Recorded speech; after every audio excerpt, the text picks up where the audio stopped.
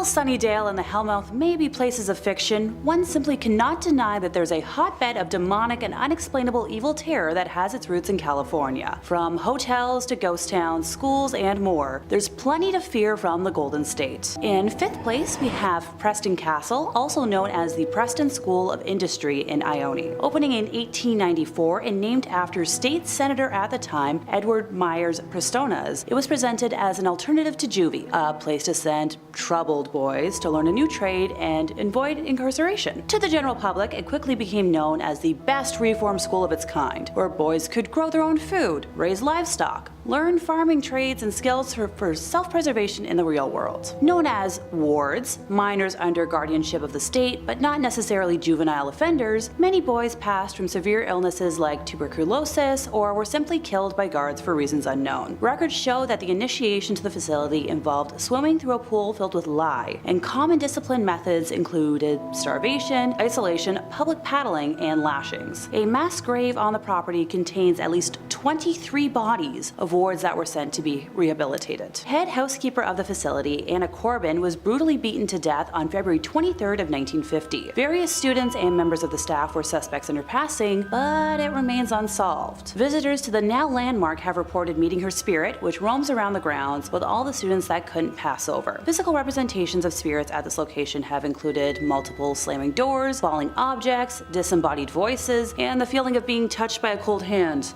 All common pranks that are meant to terrorize and discombobulate. In 4th place, we have the Los Coches Adobe in Soledad. Before the establishment even broke ground, back when the area was used primarily for mining, over 30 miners perished in a soil collapse, and visitors to the area have since reported hearing their cries for help from the now abandoned mine shaft, while feeling pressure on their chest and back as if they were being buried alive. The adobe itself is located on the site of Highway 101. The building being originally built in 1843 to be used as lodging for workers in the area. Between 1872 and 1886, Soledad served as the terminal station for the railway that connected to San Francisco. Legend says that the owner of the inn was responsible for ending the lives of multiple folks who stayed there, especially near the end of the inn being in use, by entering the rooms as they slept and slitting their throats before stealing their riches in an attempt to keep the inn, well, afloat. Other spirits spotted on the property include, but are not limited to, a man hanging from a tree swaying in the wind,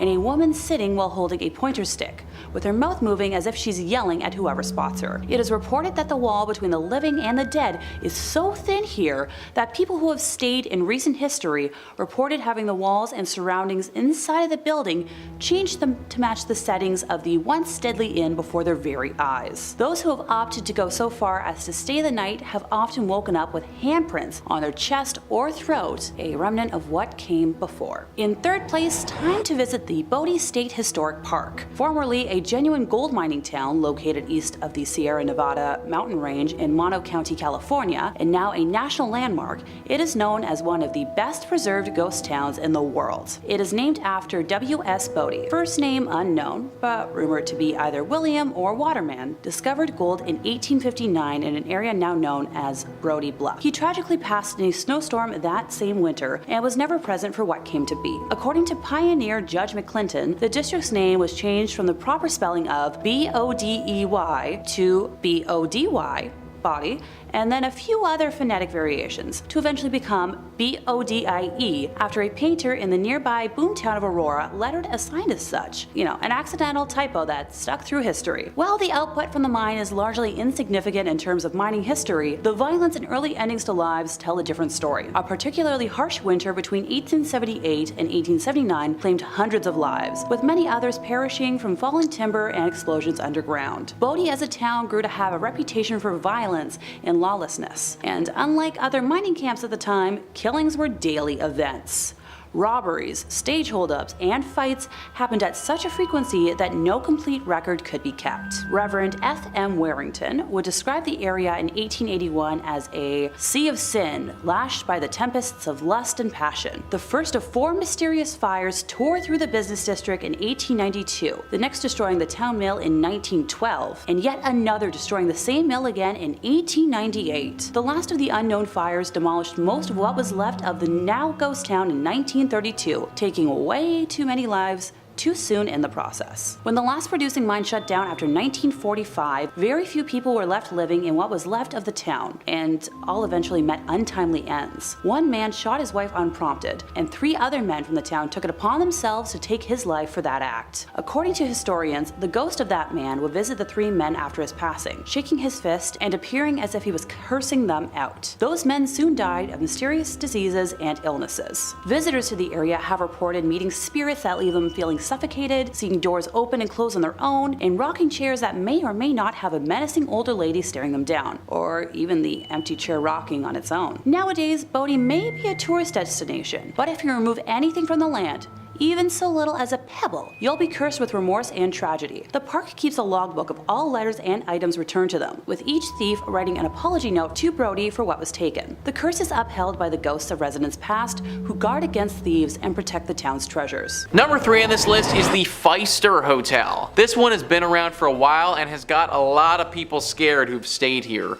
Travel and Leisure says the historic Pfister Hotel opened in Milwaukee in 1893 with elegant interiors and advanced technology for the times, including electricity, individual thermostat controls, and fireproofing, making it one of the most sought-after accommodations in the city. The hotel is supposedly home to a number of spooky sightings. In fact, several MLB players have reported their own personal ghost experiences in the hotel, and some are even too scared to stay there again. So guys, I actually run a podcast all about the MLB. Because I run this podcast, I'm pretty knowledgeable about the MLB. I have literally heard of this hotel before even doing research on this video. Players will flat out refuse to play here now because they get way too scared and can't get any sleep when they're there. Then obviously when they play their game the next day, they suck because they just spent the entire night basically fending for their lives in this haunted hotel. It's really too bad that it has to be this way because this is apparently one of the nicer hotels in Milwaukee. It's definitely one of the oldest, and back then it was the best place to stay if you wanted a luxurious night. Hopefully the ghosts that reside here eventually leave and we can all enjoy it once again without getting completely haunted. Number 2 on this list is the Emily Morgan Hotel. The Emily Morgan Hotel is located in Texas and is probably the most haunted in that entire state. It wasn't always the lovely and renovated hotel that it is today. Prior to this being a beautiful place to stay, this was actually a hospital and a place for doctors to stay. Obviously, during that period, it saw a lot of illness and death, and that has tainted the space. But believe it or not though, this isn't the only set of tragedies that this location has seen. Before it was a hospital, before it was anything at all, on this very site where the hotel currently sits was the Battle of the Alamo. The Battle of the Alamo was one of the most critical battles in the Texas Revolution. The battle lasted for 13 brutal days in 1836. It was between the Mexican soldiers and the Texan soldiers. The Mexican soldiers won out and killed every single one of the Texan soldiers who were there defending their fort. This battle is one of the most famous in American history for how horrible and brutal it was. It's no wonder that the land here is haunted and will infect basically anything that's built here. It also doesn't help when the hotel used to be a hospital which saw its fair share of horrible things too. Nowadays, this hotel has a whole cast of paranormal characters. Soldiers from back in the day have been spotted roaming around the halls, and patients and doctors as well. There have even been a few occasions where people have reported having visions of being on the battlefield as if they were transported there. Definitely not the spot to be staying on your vacay to Texas. And finally, number 1 on this list is La Fonda on the Plaza. This is a hotel located in New Mexico that has been host to plenty of tragedies. Travel and Leisure says this beautiful Santa Fe, New Mexico hotel has an incredibly rich history. Since 1609, a number of inns have been located on this very site, but a handful of events may be the cause of continued hauntings.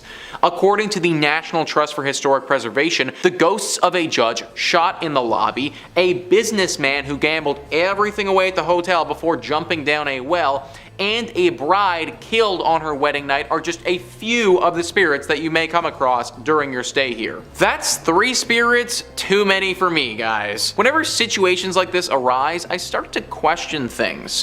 What I mean is that, isn't this a little bit odd that 3 totally separate, completely different tragic events all took place right here at different times?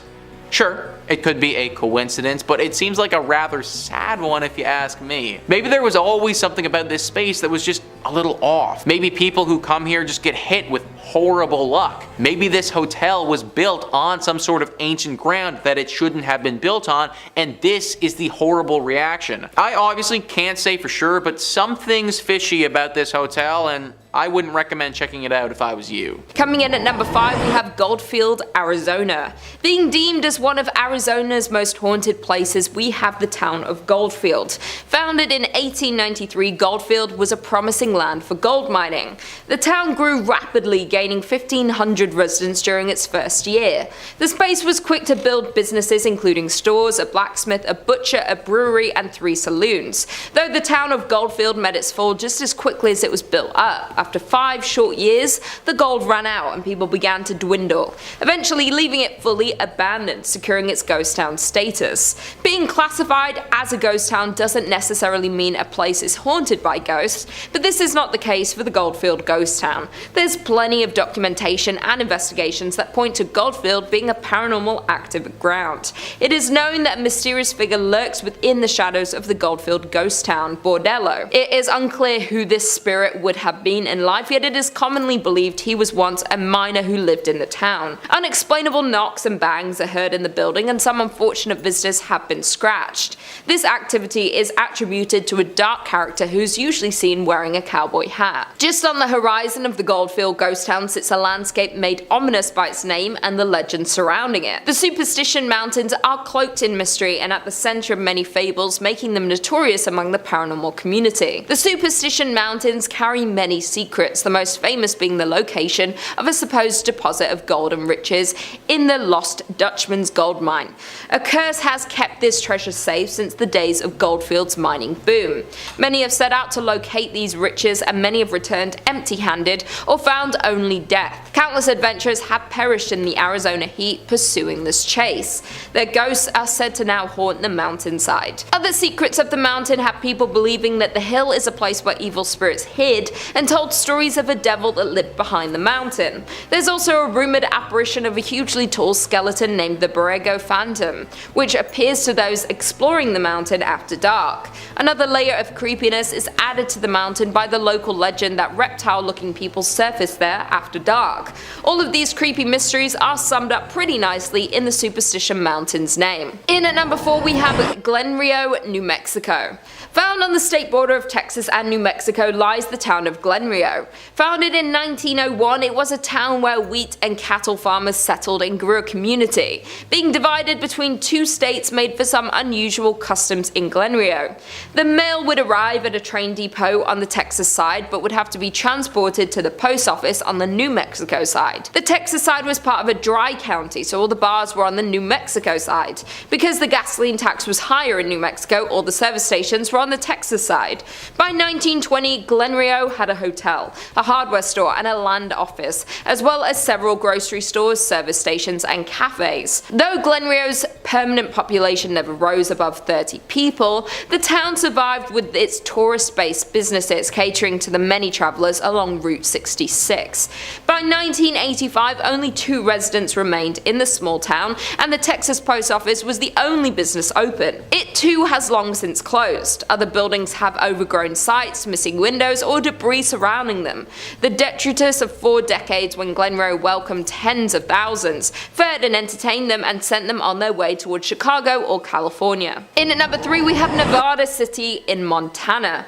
Miners settled in Nevada City in 1963, along with establishing their homes and businesses in this new town. Located in southwestern Montana, the town is 1.5 miles from Virginia City. The town was thriving up until 1876 when the gold miners moved to other promising sites. In 1896, the Connery Placer Mining Company destroyed most of the city's buildings. The company dredged the gulch and later abandoned it, leaving heavy wooden barges. This abandoned town being haunted is old news, as the Nevada City Hotel is reported to be frequented by the apparition apparition of a road agent who lost their life nearby, according to online sources. Visitors have also reported hearing footsteps in the hallways and seeing shadowy figures standing behind their reflections in mirrors. Additionally, the spirit of an older cowboy figure who never speaks but lurks in the hotel rooms and even sits at the bar in the Virginia city. Back when the hotel operated, guests also complained of a weeping woman, always in the same room, only to be told there was no guest in the room in question. Coming in second place, we have the Cecil Hotel in Los Angeles, which was renamed to the Stay on Main in 2011. Cited as one of the inspirations for American Horror Story, Hotel, its history includes multiple deaths by a single hand and more unexplainable horrors. The first documented end of life at the Cecil occurred on the evening of January 22, 1927, when Percy Ormond Cook, age 52 at the time, shot himself in the head while inside his hotel room after spending over $40,000 in an attempt to woo back his estranged wife and an attempt to buy happiness. The next death that was reported was in 1931 when a guest, W.K. Norton, passed in his room after taking poison capsules. Too many lives to list were self-taken at the height of the Great Depression in the 40s and 50s. In 1947,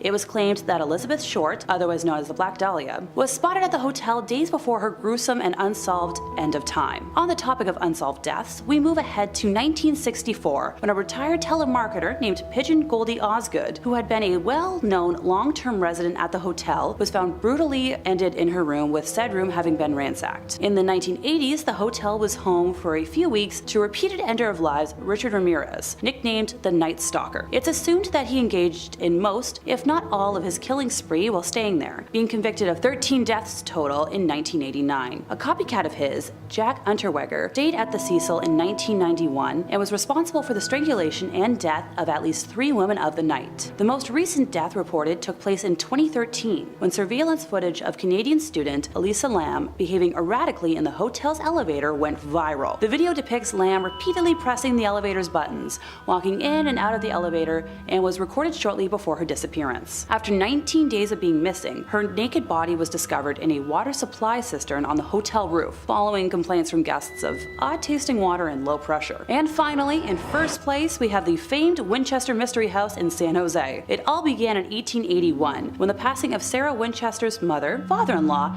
and husband William Winchester of the famed Winchester Repeating Arms Company passed away in quick succession, leaving her with a very large inheritance, assumed to be around $20 million, which would amount to roughly $561.6 million today, and a 50% stake in the company, making her one of the wealthiest women at the time. After living in Connecticut for the majority of her life, a combination of an arthritis diagnosis and meeting with a medium convinced her to start a new life in California. She believed her family to be cursed by victims of the Winchester rifle, and began construction on what was originally a 2-story, 8-room farmhouse, which she purchased in 1886. She and her late husband shared an interest in architecture, and after dismissing all of the architects she originally met with, decided to do all of the home planning herself. She was known to rebuild and abandon construction if anything didn't meet her expectations, which resulted in a maze-like design. It is believed that said maze-like design was mainly intended to confuse and keep spirits from harming her and what was left of her family. According to paranormal investigators Mary Jo Ignafo and Joe Nickel, the bell tower built on the property was used to summon spirits, and Sarah was known to throw lavish parties for the beings she feared in an attempt to please them. It was reported in the San Jose News in 1897 that a 7-story tower was torn down and rebuilt 16 times. As a result of her expansions, there are walled-off exterior windows and doors that lead to nowhere, along with staircases that end suddenly, and as the house grew in size, up to 5 additional levels were added to the home. When the 1906 San Francisco earthquake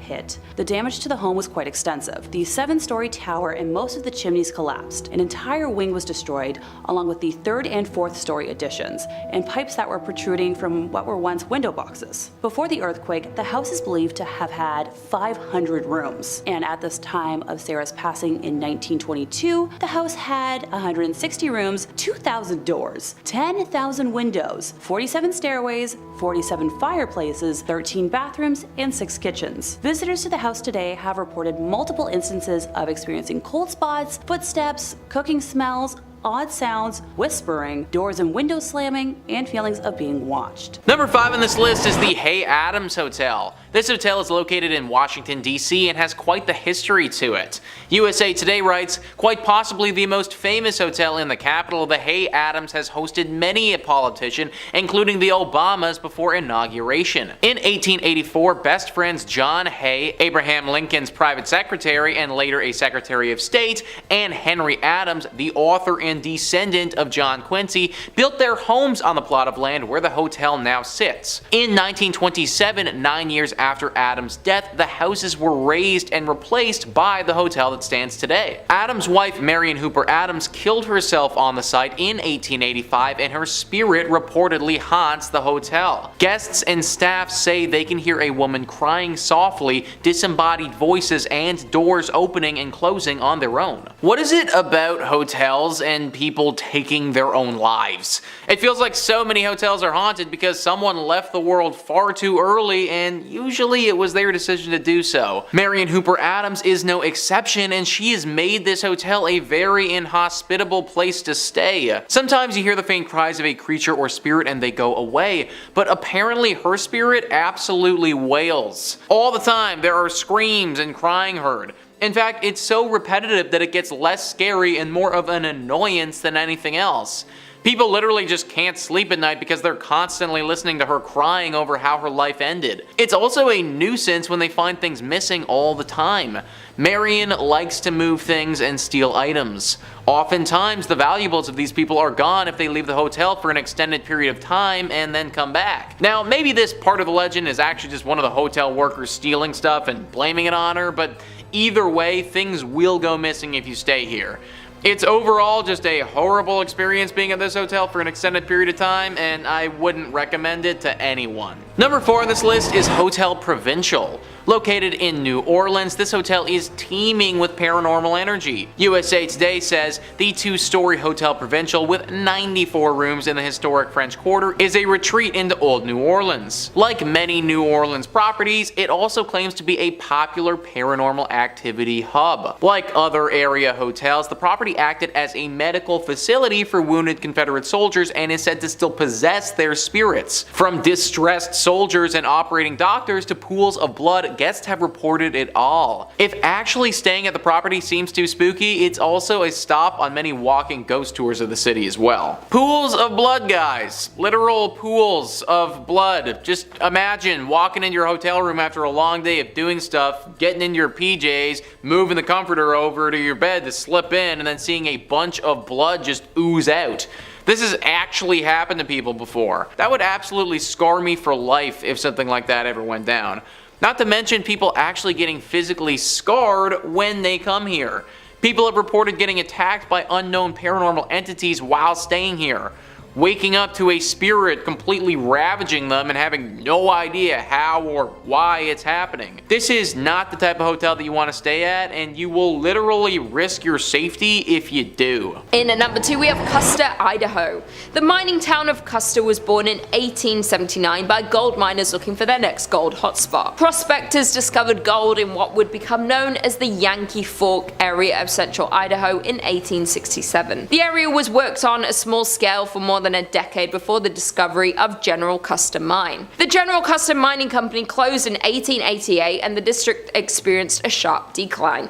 In 1899, the town of Custer has 5 saloons, 3 stores, a hotel and 3 boarding houses, but the town never established even one church.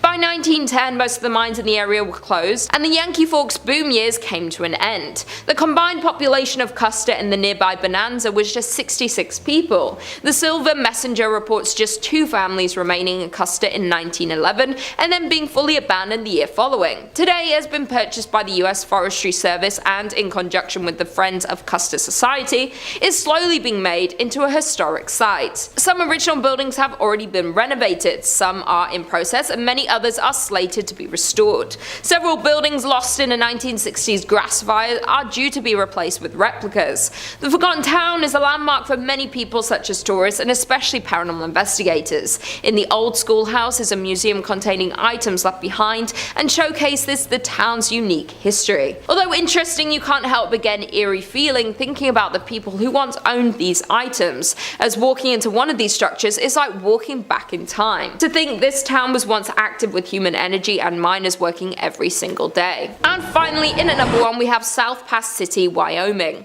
Only about 10 miles north of the Oregon Trail is the shell of a town that used to be a busy gold mining camp. Established in a small valley along the banks of Willow Creek, the town was born in 1867. The town was built there because gold was discovered in the Wind River Mountains. By 1868, South Pass City boasted over 250 buildings, 1,000 people, and hundreds of claims. The town was extremely busy as its half-a-mile long main street boasted numerous hotels, restaurants, general stores, 2 newspapers, doctors, a bowling alley, and dozens of saloons. The mining district continued to grow to as many as 3,000 residents. Miners looking for investors and newspapers promoting further settlement in the area exaggerated the region's amount of gold. But for South Pass City, its great success wouldn't last, and just 2 years after its establishment would begin to show its first signs of declining. Hitting a fall in early 1869, the town resurged briefly after outsider capital was poured into the area, but would fall again as expenses and hardships to recover the gold proved too costly for most miners. By 1872, the town was only occupied by only a few hundred people.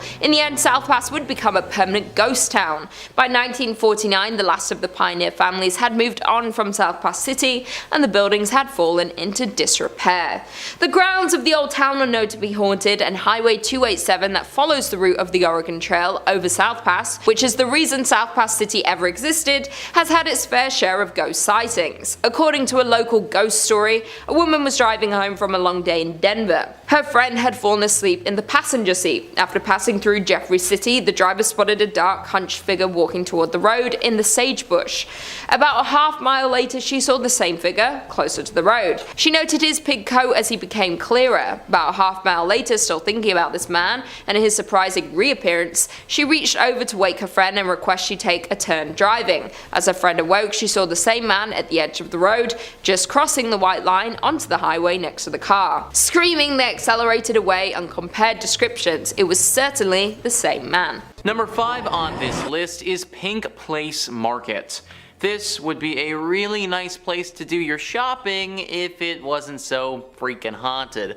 Mental Floss says, as one of the most famous public markets in the country, Pike Place Market is known for a lot of things. Fresh coffee, fresher fish, and paranormal activity. The Seattle Times reported on a number of figures who supposedly walk through walls or vanish into thin air.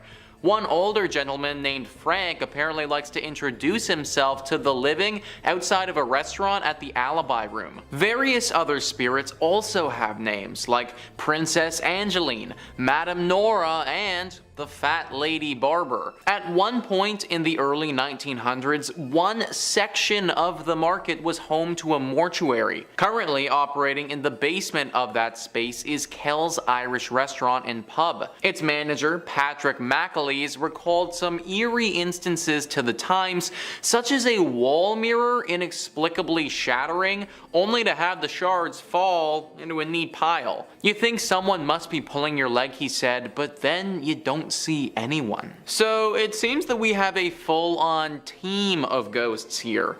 A small village of characters who are all moving around this mall marketplace in Seattle. Because there are so many of these paranormal entities, it makes it extremely difficult for anyone to get any shopping done without having some type of ghostly interference. You can't seem to get a good coffee here without a strong side of haunting along with it. There have been multiple attempts to rid the area of ghosts, but it just simply won't do. No matter how many experts are brought in here to cleanse the area or to put these spirits at rest, they continue to terrorize the people here, which is really too bad because from what I've heard, they have some really nice shops in here. Number 4 on this list is COS. So this is a big store in New York that has quite the haunted and terrifying history to it. Mental Floss says, New Yorkers can brush elbows with a ghost while doing some light shopping in Soho. The legend dates back to 1799 when Gulielma Elmore Sands tried to elope with her fellow boarding house tenant Levi Weeks. 11 days later, her body was found at the bottom of the well in Lispenard's Meadows, which is now 129 Spring Street. Since 2014, it's been the site of a COS retail store. Levi was arrested, tried, and acquitted in the first major murder trial in America that was fully recorded by a court stenographer. His attorneys, Alexander Hamilton and Aaron Burr. But Sands Ghosts is said to roam the area, a warning to other girls who might try to run off with their lovers. Curious shoppers can still see the well in COS. Just head to the back of the men's department in the basement. Okay, so I have a few questions with this one.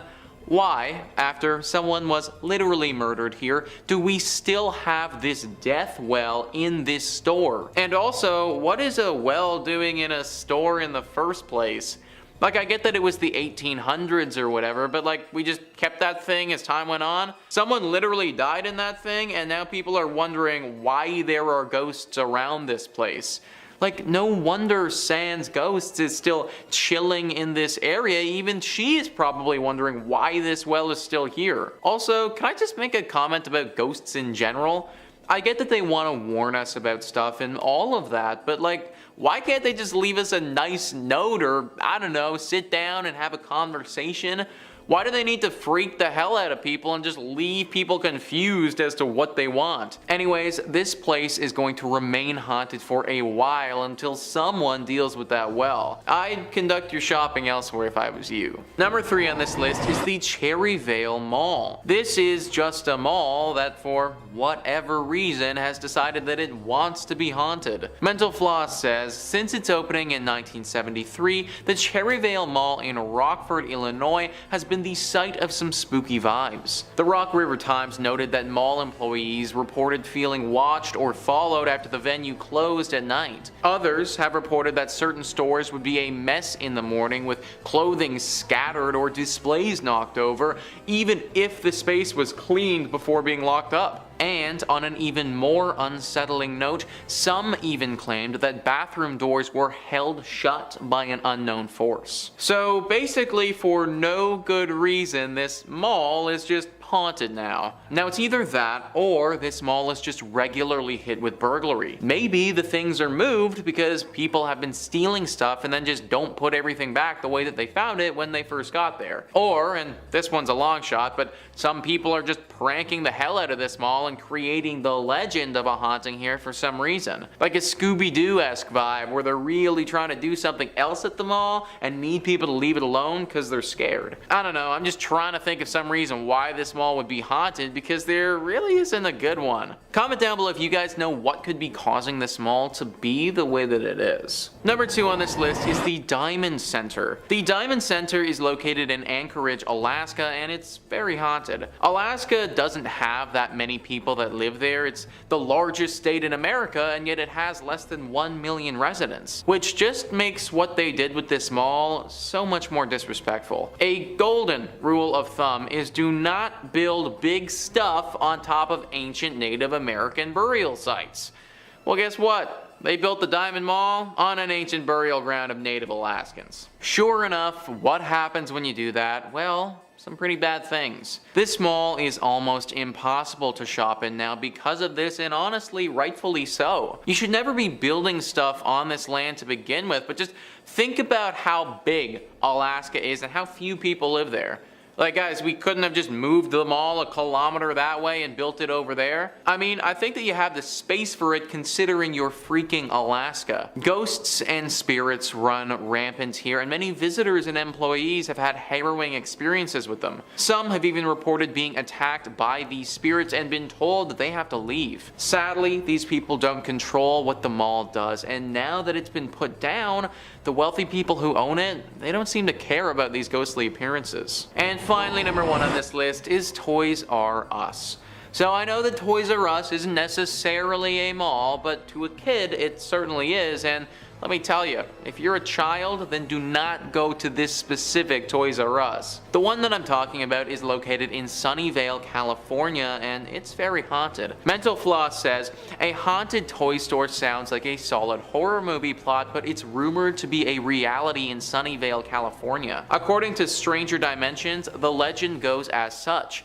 The store was built on property that was formerly a plantation. The plantation's owner, Martin Murphy, hired a preacher named Johnny Johnson.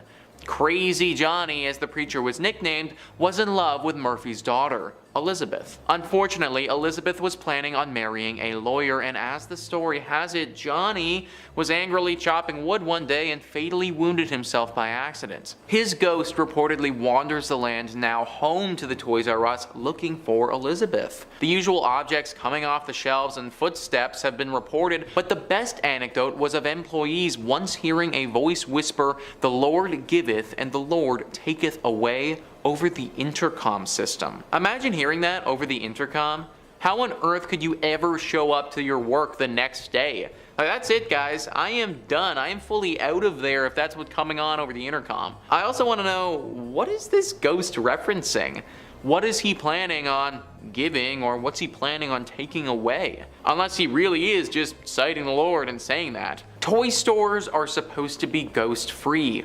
There isn't supposed to be some haunted menace terrorizing the people who come and work here. That isn't the case at the Sunnyvale Toys R Us. And that's why I'd be buying my toys elsewhere if I was you. Number 3 on this list is the Trans-Allegheny Lunatic Asylum. This is a scary masterpiece, folks. Thrillist says, this impressive structure, allegedly the world's second largest hand-cut stone masonry building after the Kremlin, looks like it was designed as the set of a blockbuster thriller. Built around the Civil War era, the asylum was designed to house around 250 patients, but ended up holding more than 2,400, including for a brief period, the infamous Charles Manson. That's the opposite of a celebrity endorsement. Along with severe overcrowding, profound abuse abounded. People were locked in cages, lobotomized with ice picks, chained to things, and the combination led to hundreds of deaths and a palpable air of suffering. Apparitions are aplenty, like the still deranged patient Ruth, who likes to attack visitors. And since the asylum was also briefly a Civil War military base, uniformed soldier ghosts roam the halls. Thousands have claimed to hear voices telling them to get out. Civil War themed ghost tours, tours of the medical center, forensic buildings, and geriatrics buildings, and zombie events and balls fully play up the twisted history on the campus grounds. Now, don't get me wrong, would it be really fun to be part of a zombie event at this place? Yeah, absolutely. But I'm also not trying to get attacked by Ruth, the deranged ghost patient. Whenever people travel to a place like this, there is a risk involved. I personally am not willing to take the risk based on the history that this place has seen. Comment down below if you would. Number 2 on this list is Danvers Lunatic Asylum. This asylum hosted a very select group, criminals. Thrillist says, part prison, part asylum, all terror. This gothic monolith opened in 1878 to house mentally unstable criminals. Thanks to the addition of the mentally handicapped, alcoholics, and plain old felons, it became so severely understaffed by the 1930s that patients' deaths were often not discovered until days later, when they were found rotting in some forgotten corner. Shock therapy and lobotomies were standard procedures. In fact, some call Danvers the birthplace of the prefrontal lobotomy. But a large cemetery on site said to be haunted by evil spirits suggests these were not always successful. The sinister castle-like building is said to have inspired H.P. Lovecraft's Arkham Sanitarium, and so also Batman's Arkham Asylum, and was the setting of Demon movie Session 9. And as if that weren't enough, Danvers used to be Salem Village. Yeah, of Salem witch trials fame. Regular ghosts are one thing, witch ghosts are another one altogether. Think about how few people would have had to work here, where a literal patient would die and wouldn't be discovered until days later. And also think about what that would have meant for the actual patients. That means that even if you were still alive, you probably wouldn't be treated or seen by a professional for days at a time. Which also means that you might not eat for days at a time either, and be stuck in what I can only assume would have been a cell by yourself for that entire time. This would have been a horrible place to go, even if it was just for criminals. Because of all of this, it is now deeply haunted and a place I highly recommend avoiding. And finally, number 1 on this list is the Waverly Hills Sanatorium. This is an asylum that I've talked about a few times on this channel before, which speaks to how haunted it actually is. Thrillist says, with an alleged 63,000 deaths taking place inside its walls, this place is up to its eyeballs in spirits, not surprisingly topping lists of America's most haunted spots. Originally built as a tuberculosis hospital in 1910, the building saw many die from the disease, but tales of mistreatment and dubious human experimentation trickled out, and patients left the premises in what was known as the death tunnel or body chute. Apparitions including Timmy, a boy who likes to play with rubber balls who's been caught on tape, the nurse who hanged herself in room 502, another nurse who fell from the same room's window, and scattered screams and footsteps have all been seen. 63,000 deaths. And here we were thinking that the 9,000 in the other place was bad, here's 63,000 more. Any place that has a death tunnel and a body chute, that should not be a place meant for rehabilitation and seeking help. We are talking about some sick stuff that went on here. I would get into some of the rumors associated with the human experimentation, but I honestly don't think that YouTube would let this video stay up if I did. There are a plethora of ghostly spirits that haunt this place now.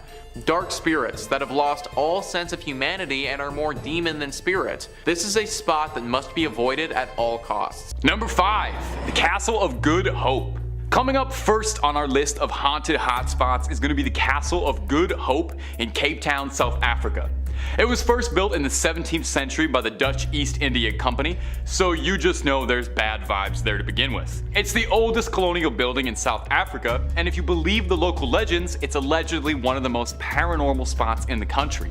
The first reported paranormal sighting from the castle came from 1915, when a tall, pale, mysterious man dressed in black, he sounds familiar, whose attire didn't match the era at all, country or anything, appeared seemingly out of nowhere, walking alongside one of the castle's ramparts before vanishing as soon as he appeared. Now that's pretty weird, definitely, not quite enough to label a place haunted, but it was a one-off incident, right? Well, in 1947, this same strange man kept appearing, making regular visits for weeks on end. He'd be jumping off the castle's walls, seemingly plummeting to his doom, only to reappear again to do it all again. I gotta be honest, he sounds kinda sick, all things considered. Sounds like he just wants to bungee jump and vibe out as a ghost. Another popular story from the castle is that of former governor, one Peter Giesbert van Noot. Whew, you try saying that 5 times fast. He passed in the castle on the 23rd of April, 1728, the same day he had sentenced 7 army deserters to the death sentence. The legend has it that one of these soldiers hexed him and demanded he face him and watch the execution. Van Noot was apparently a bit squeamish and refused the invitation, and later that day was found dead at his desk, slumped over. And some believe his ghost still wanders the castle's halls. And there were more ghosts I couldn't even fit into this one video because there's so many hauntings from this place. I recommend you read up about it afterwards.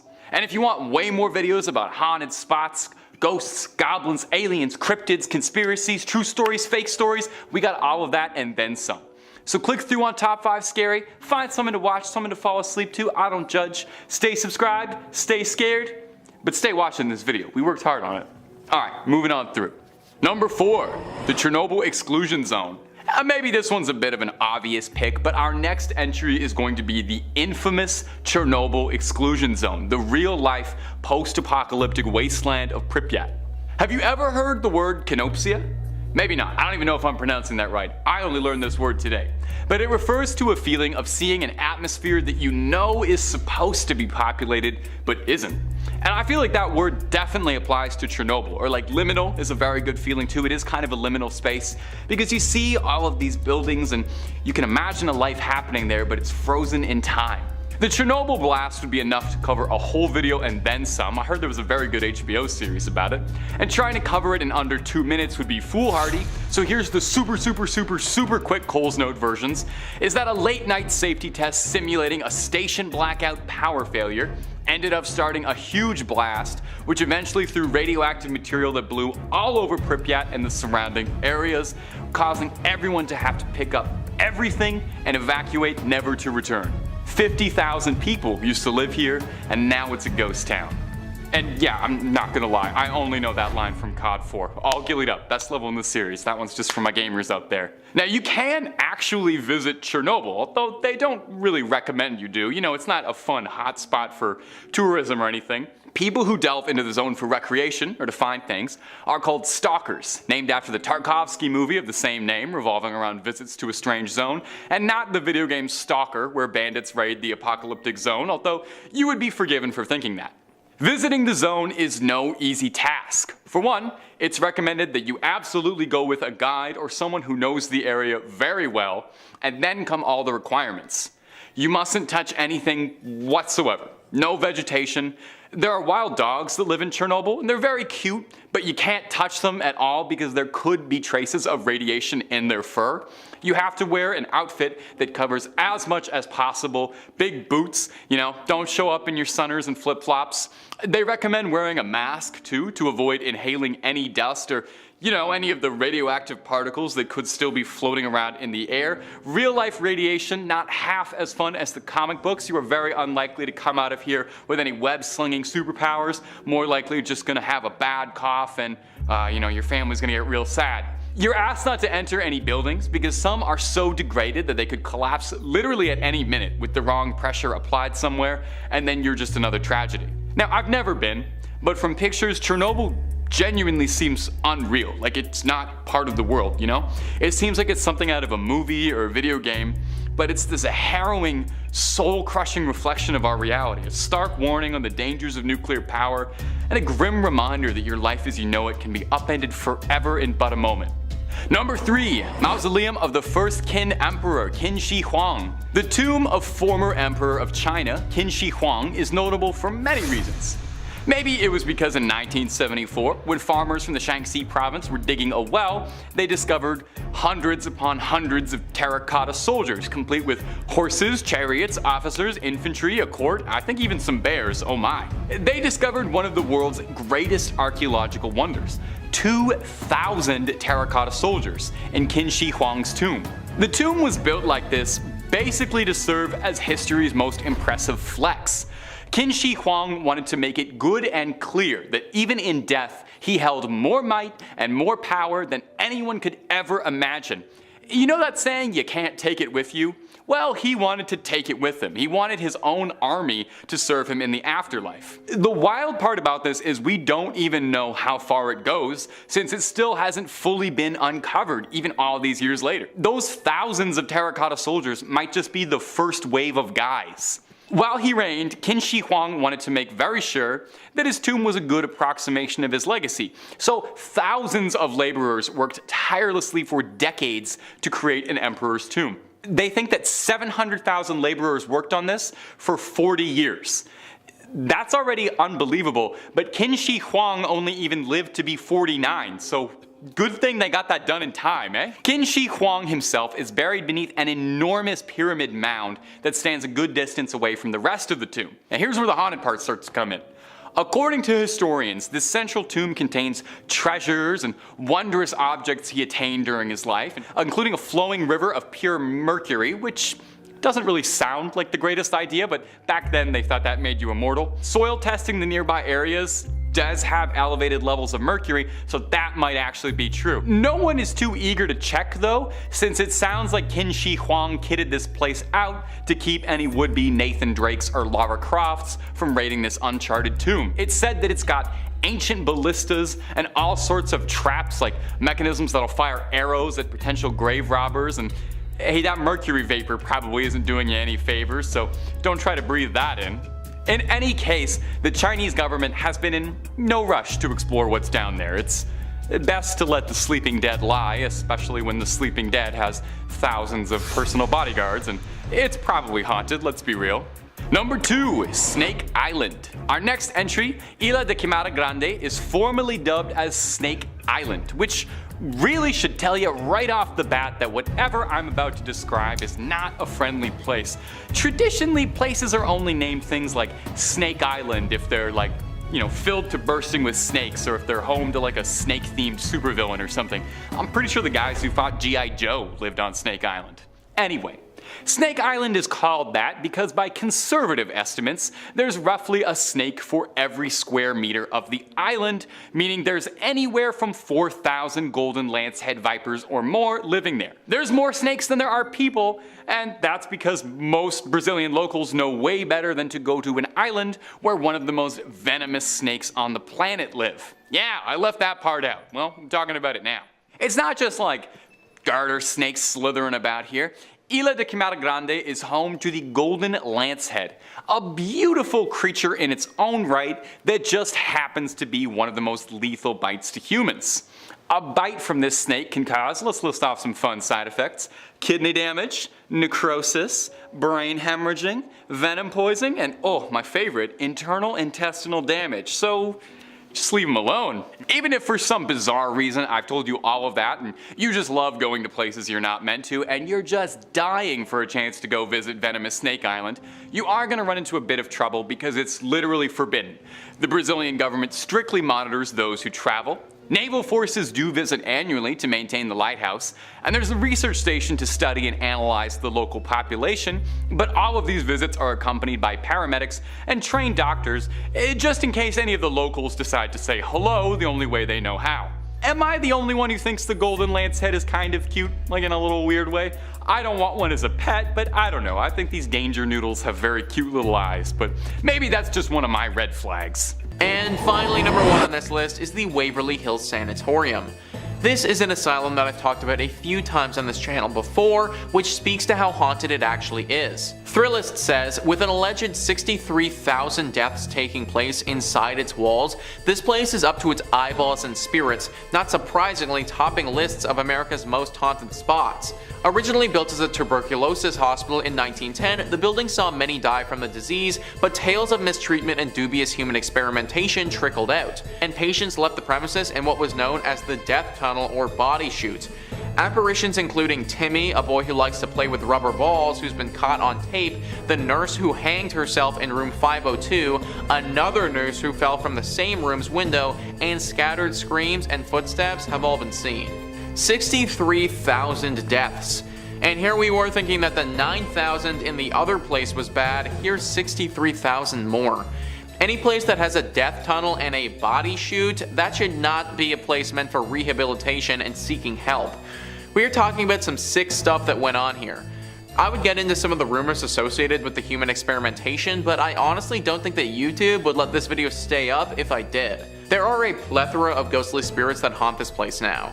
Dark spirits that have lost all sense of humanity and are more demon than spirit. This is a spot that must be avoided at all costs. Number 2, the Queen Mary. We've got a few good haunted woods, an old abandoned hospital, and I think for good measure we should toss in a haunted ship. Does this video not have any haunted houses? Wow, okay, hey, we're breaking new ground. There are few ships in the United States allegedly even half as haunted as the Queen Mary, a decommissioned ship that was converted into a hotel in Long Beach, California. It's stately, lush, and its lower decks are filled to bursting with restless spirits. The ship was christened in the mid-30s by Queen Mary herself, hence the name, and it was retired 3 decades later when it was then converted into a hotel where guests can go and sleep in a stateroom and roleplay that they're crossing the Atlantic in style. But the continental breakfast is far from the only reason anyone goes to check it out, although I have heard it's amazing. Just make sure you get there early, those eggs go fast. There's a variety of hotspots that are said to be congregation points for spirits. The most famous is stateroom B340, a problem before the place was even haunted, actually. In 1948, a passenger, Walter J. Adamson,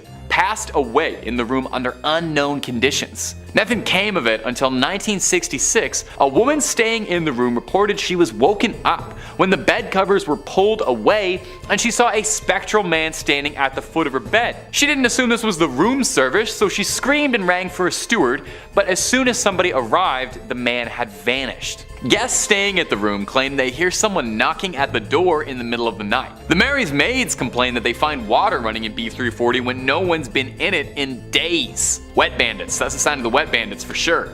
People have reported all kinds of ghosts around the pool as well. Some notable ones include a woman in an old wedding gown next to a young boy in a suit, a cloud of steam appearing out of nowhere along with a girl in a blue and white dress who disappears and reappears in an instant.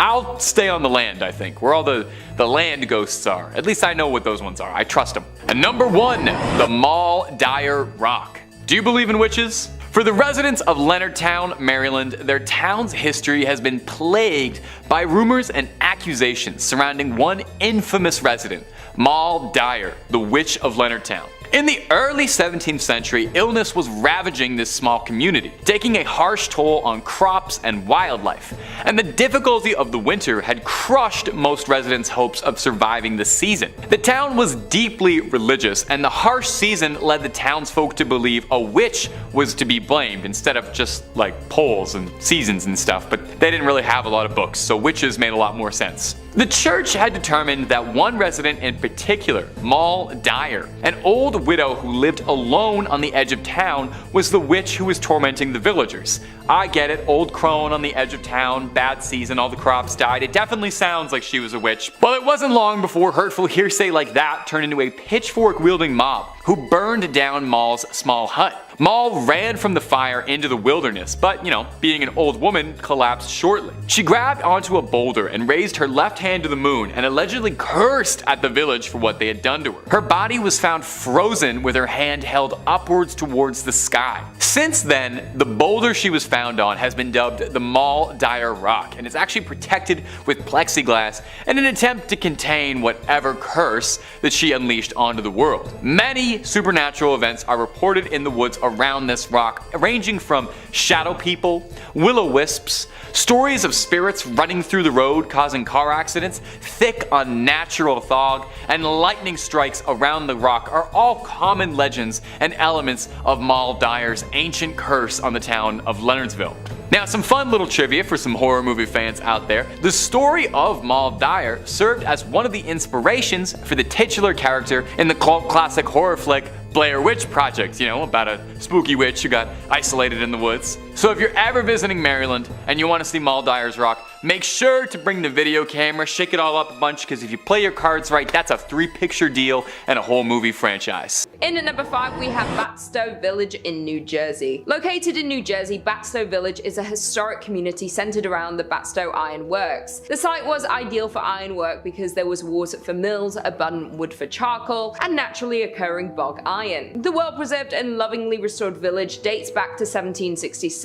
As the operation of ironwork grew, so did the village. There were mills, cottages, and over 3 dozen structures and buildings still remain, many from the early 1800s. But by mid-1800s, iron production declined due to the discovery of coal ore. As the need for iron declined, then glassmaking was pursued by the town, but at that point the population already started to dwindle. When Joseph Wharton purchased the property, he primarily focused on forestry and agricultural endeavors. After Joseph Wharton passed in 1909, the property was managed by a trust. The state of New Jersey began buying the land in the 1950s. The last resident to leave the town left in 1936, but not before strange disappearances occurred. According to local legend and a bunch of conspiracy theorists, Ong's Hat offers a portal to a different dimension. In the 1970s, a few professors from Princeton fled there after being mocked by their quantum physics theories. This is when they claimed to have discovered interdimensional travel. According to other local legends, the devil is the 13th born son of the Leeds, the first inhabitants of New Jersey. Mother Leeds gave birth to a healthy baby, who within minutes transformed into this beast. This old ghost town is said to be a hotspot for the Jersey Devil activity, and in the last 50 years there have been numerous reports and encounters with the beast in this area. Some of these encounters include strange tracks along with hearing screams just outside of the village. One sighting of the Jersey Devil comes from a group that saw the creatures crossing the street in front of them. When visiting the village, some say you can feel his presence as if he's walking right behind you. In at number 4, we have Bodie, California. Located up in the Bodie Hills in Mono County, California, near Yosemite, in 1859, 4 miners found a good place to look for gold in the hills near the California-Nevada border. Bodie died in a blizzard not long after, but a small mining town sprung up at their camp. The town was home to 10,000 people. Bodie was a mining camp in 1859 where people had seen gold in its hills. Eventually it turned into a well-populated town, though like most mining towns it saw its peaks, its losses, and then its decline. Fast forward to 1962 and the town would be fully abandoned. Although it already showed signs of decline with dwindling numbers at the start of the 20th century, a series of fires forced the last remaining residents to flee the town, leaving it almost exactly as it was in the early 1900s. With the dinner tables still set, shops are still stocked with supplies, and restaurants are still poised to serve long-forgotten meals. Today, the 110 silent buildings sit spaced out for traffic and people that aren't there. Buildings such as a barbershop, a church, a mill, a morgue, and a leaning hotel are held up by a beam and have been left untouched for 100 years. Though it has been left abandoned for years, some of the buildings are in a crumbling state of decay, while others stand strong, full of their original items but long devoid of their owners. There were also 60 saloons and thus a fair amount of danger. People were robbed and crimes occurred quite often, though the curse of Bodie has nothing to do with the fires or the shootings. It started because people started taking artifacts from abandoned buildings. They take weather-worn shoes or pieces of glass from shattered windows. Somebody once ran off with a piano. Those items may seem like they have no value, but all objects carry equal significance in telling the story of Bodie. Thus, the curse of Bodie emerged: if you take something from Bodie, bad luck will come around to get you. Because of the rumor spreading of a curse, people who stole items would send them back, often including heartfelt apology letters, explaining that they didn't expect their fish to pass or their romantic life to fail from stealing from Bodie. In at number 3, we have Tilingua in Texas. The town of Tilingua, Texas was once a bustling mining town full of life, wealth, and promise. Today, it's a ghost town with abandoned mine shafts, a general store, an old jail, a church, and multiple ghost houses. Tilingua became of interest to local miners in the late 1800s when they discovered cinnabar, a red mercury sulfide. A man by the name of Jack Dawson discovered that mercury could be extracted from the cinnabar, and by 1900 there were 4 mining companies in the area with a population of over 2,000 people. The Chisos Mining Company owned the entire town of Tilingua, and at one point they built a general store, a post office, a hotel, a school, a theatre, and even a telephone service. Though conditions in the mine were tough, with the 7-day work week being the standard, working long days in the desert heat led many miners to lose their lives in the mines. To make matters worse, the Chisos Mining Company even paid their workers in coupons, which could only be spent at the company-owned store. The decline started once the mines dried up. Companies left and the people left with them. One of the scariest parts of the town is the church, which sits on the hill above the ghost town. One quote says, "As we approached the church, the door opened all by itself. Inside the church, visitors report an eerie feeling when entering the church. Moreover, several others report experiencing blackouts, blurred vision, and even hallucinations while exploring the abandoned town." Researchers theorize that this is due to low-frequency sound waves in the area that are able to alter people's perceptions of the things around them, and as well as disorient them. In at number 2, we have Ludlow, Colorado. Located about 12 miles north of Trinidad, Ludlow, Colorado is a ghost town known for an infamous event in 1914. A former mining camp, it was the location of the Ludlow Massacre. Beginning in 1910, the resident coal miners grew unhappy over their dangerous working conditions and began to debate a strike. By 1913, a strike had begun, much to the dismay of owner John B. Rockefeller. On April 20th, 1914, there was a massacre in Ludlow, where the Colorado National Guard and Colorado Fuel and Iron Company guards attacked miners, burning their tents to the ground. Known as the Ludlow Massacre, 25 people lost their lives. The massacre was the height of the Colorado Coalfield War, which began a year earlier in 1913. 2 coal mining counties, Las Animas and Huerfano, were the centers of the conflict. The United Mine Workers of America led the strike against the Colorado Fuel and Iron, owned by Rockefeller. They were upset over the horrible working conditions. Both parties led attacks back and forth over the years. Today, the old company town of Ludlow still stands as a ghost town, and the site of the tent city is also kept preserved, now under the care of the United Mine Workers of America. A monument to the deceased was also built by the Union at the site. In addition, the cellar where so many innocents perished is still in place. The doorway can still be seen and the dark depths of the pit can still be viewed. Though this isn't recommended, as many people who visit the abandoned ghost town report a strange feeling when looking through the doorway, and even worse, possible whispers around them with an unexplainable source. And finally, in at number 1, we have Helltown, Ohio. The abandoned town known as Helltown can be found in the Cuyahoga Valley in Ohio. There sits an eerie, deserted town known by locals to be haunted. No people live in the area anymore, though there are still remnants of the lives of former residents left behind. The whole town is surrounded by hazardous roads that seemingly lead to nowhere. Locals believe this was done to confuse any wandering explorers. But the Helltown Church seems to have inspired the town's ominous name. The tiny white church is in the center center of Helltown and is central to all local theories. Some say the church was a place of worship for practicing Satanists who still lurk around the closed-off roads, hoping to recruit unwelcome visitors. Others believe the town was evacuated after a chemical spill that resulted in bizarre mutations of the residents and animal population. The legend of the Peninsula Python stems from this theory. There even sits an abandoned school bus in the town with legends of its own. The story goes that the bus was carrying a group of high school students who were going to one of the ski resorts near Boston when an elderly woman flagged down the bus. She was in a panicked state and explained that there was a young boy in her house who was seriously hurt. The bus driver, in an attempt to help, turned down her driveway and drove into the woods hoping to help the boy. When the bus approached the house, Satan worshippers swarmed it and sacrificed all those on board. The bus sat back there for over 30 years, standing as a warning to all who decide to venture into Helltown. A local paranormal investigator set out to research the abandoned town, and to his surprise, what he discovered was truly frightening. He describes Helltown as not just truly abandoned, but is home to many spirits and hauntings. His personal experience with a ghost encounter was returning to his car to find strange people looking into his car windows. Both times the people vanished as soon as they saw him approaching the car before he had a chance to speak to them. In second place, we're visiting l'Abbaye de Mortemer, or Mortimer Abbey. It was originally built in 1134 on land gifted by King Henry I. The stagnant water of the drainage lake, which was dug out by the monks to dry up the marshy land, was called Mortemer, or the Dead Pond, giving the monastery its name. Totally not ominous or anything. The monks constructed what was then one of the largest monasteries in the world on said land. The legend says that after the passing of his only son, King Henry wanted to reform his daughter Matilda and had her locked in a room in the abbey for 5 years. The anger and hate she felt from being sent away and isolated stained and seeped into the walls of the monastery, cursing it for eternity. After her eventual release, she went on to live until 1167, when it said her spirit returned to Mortimer Abbey to haunt the area as the White Lady. She is said to appear on nights close to a full moon, moaning as she drifts through the now ruins of the monastery. Those that have seen her report that she alternates between wearing black and white gloves.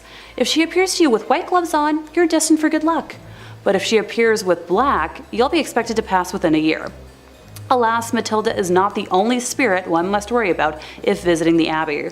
When the monastery was at its peak in the 1500s, a frail and suffering woman was brought to the monks with an illness it was believed that only they could aid. It was revealed that she was possessed by the spirit of a wolf and cursed to become a werewolf for several nights. The monks chained her to a room and conducted multiple exorcisms in an attempt to eradicate the spirit. The monks were able to exorcise the evil wolf spirit or demonic force out of the woman, but it then attached itself to the grounds and walls of the monastery. Several hundred years later, in 1884, a man named Roger Saboureau was hunting in the woods nearby when he was attacked by a large werewolf. He shot it multiple times, killing the creature, but when he returned home at dawn, he found the body of his wife bearing wounds matching those he had given the wolf. People say the spirit of Roger's wife and his own heartbroken spirit still wander the area when the moon is full. The abbey was exorcised by the church in 1921, but still remains haunted to this day. And coming in first place, we have the Abbey of the Black Hag, locally known as Monasterngalagduff. Please don't curse me for my pronunciation, St. Catherine's Abbey, or simply as Old Abbey. It's located roughly 2 miles east of the village of Shanagolden, in the townland of Old Abbey. Gee, can you tell where it got its name? One of the earliest recorded nunneries in Ireland, with its first official record being around 1298, it was built on land donated by John Fitzthomas, and has the typical layout for abbeys of its time, with a dining hall, cells, isolated meditation areas, and other rooms still able to be identified amongst the ruins today. During the 15th century, there was a major battle for supremacy in the area between the Earl Fitzgerald and the prestigious Butler family, of which the Earldom of Ormond belonged. It got to such an extent that the local bishop was known to pray for peace between the families at masses. During one of the nightly attacks, Earl Fitzgerald attempted to get his wife to safety, but as he was pulling her onto his horse, an arrow pierced her thigh, shattering the bone and spraying red bodily fluids. As he rode on, the Countess appeared to have succumbed to her injury, leading the Earl to seek sanctuary at St. Catherine's. The heartbroken man was certain his wife had passed, so he swiftly buried her beneath the altar and continued elsewhere to find safety. As the night went on, the nuns and residents began to hear hair-raising screams and made the decision to rebury the Countess in hopes of bringing her peace. When they dug up the body, they discovered her fingers were broken and her nails had been torn off. The poor woman had been buried alive, with a very slow and torturous end of her life. To this day, it is believed that the Countess has been unable to find peace and continues to scream in anguish, waiting for her husband to save her from a fate truly worse than death. Moving slightly ahead in time, we come to the Black Nun herself. Described as one in the order that wasn't content with being humble, helping others over herself, and the servitude to God, she instead craved power. The hag had her own cell, where she worshipped Satan and performed black magic, becoming a slave to the occult. This was the highest form of blasphemy in the church, and the other nuns in the order fled the abbey, while the hag remained in her now House of Darkness. To complete her rituals, the Black Nun would venture into the local community and perform depraved, lewd acts and offer sacrifices, with bones of young community members later discovered on the grounds. In modern times, visitors have reported seeing the dark, shadowy figure of a nun wandering, the feeling of being constantly watched, and a disembodied hand reaching towards them. It has been reported that flashlights cannot function in the nun's cell, and modern batteries drain too quickly to have any sort of rational explanation.